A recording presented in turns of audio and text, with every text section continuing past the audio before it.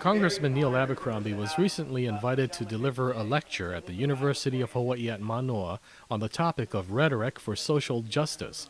The congressman is a frequent guest speaker here because he earned his graduate and doctorate degrees from the school after moving to the islands in 1959, when Hawaii achieved statehood. In this excerpt from that talk, the congressman discusses how Hawaii's reputation as an integrated society churned the social and political currents of that time. Those currents, he said, delivered a message that is still alive today, a message that has driven his public service and even contributed to the election of Hawaii-born President Barack Obama. Bilger Hall was the place where I was teaching.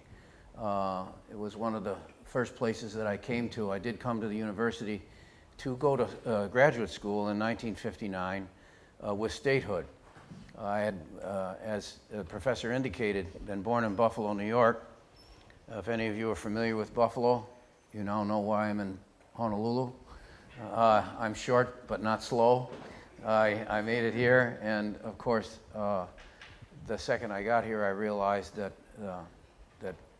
destiny was here, that I never wanted to leave.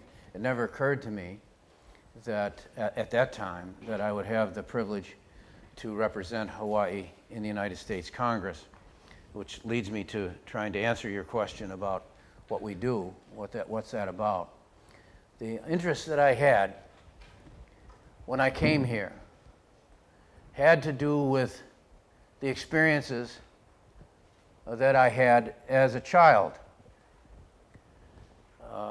It may sound counterintuitive, may be counterintuitive to you, that why would a haole boy from the East Coast want to come to Hawaii to escape discrimination, or to go to a place where he thought at the time that people were trying to achieve an integrated society, and in fact had done exactly that. That was the reputation of Hawaii in 1959 when statehood came. That here in Hawaii, our diversity defined us rather than divided us. It defined us rather than divided us. Instinctively, I knew that's where I wanted to come. I grew up in a city in which there was segregation, to be sure, racial segregation. There was ethnic segregation and separation. And there was religious segregation. Not something that all of us necessarily think about. But I couldn't escape that, being white. You couldn't go down the street and see me in Buffalo, New York, and see others like me and know that I was a Protestant in a Catholic city. No, there are a great number of Roman Catholics in Hawaii. In fact, it's the leading denomination here in Hawaii in terms of numbers. But my name wasn't Kelly. It wasn't Ozinski. It wasn't Bongiovanni. It was Abercrombie.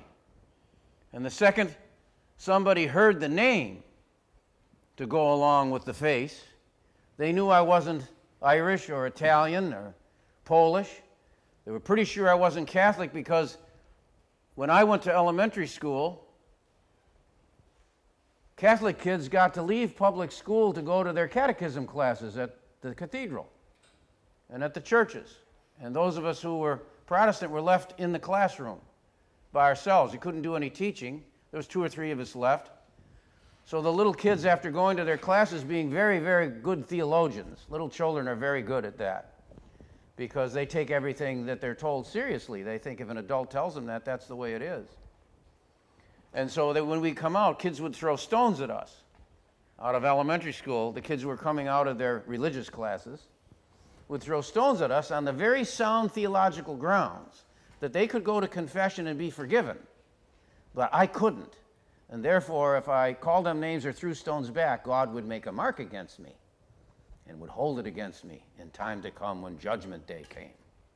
So I got a good lesson right away in what diversity meant or didn't mean or should mean.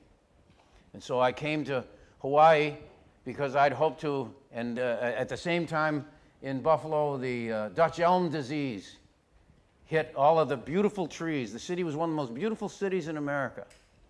And then something called the Dutch elm disease hit all the elm trees. And suddenly, the city of Buffalo looked as if it had been hit with an atomic bomb. Every leaf, all the greenery was gone, disappeared. And then the rivers caught on fire. The rivers caught on fire because of the chemical waste and the dumps of the chemicals that were going into the rivers, coating the rivers so much with chemical waste that they actually caught on fire. And Buffalo was next to a lake, Lake Erie, one of the Great Lakes. And the lake disappeared because all the slag from the steel mills got dumped in the lake and got rid of all the oxygen, so that the lake was no longer water, it was inert liquid. So I began to learn what the environmental movement was all about. Why we needed to pay attention to each other as human beings, and why we needed to pay attention to the planet and our stewardship of that planet. And Hawaii beckoned as a place that was already in the lead in terms of understanding who we were as human beings, and in reverence and respect for the planet, being island people.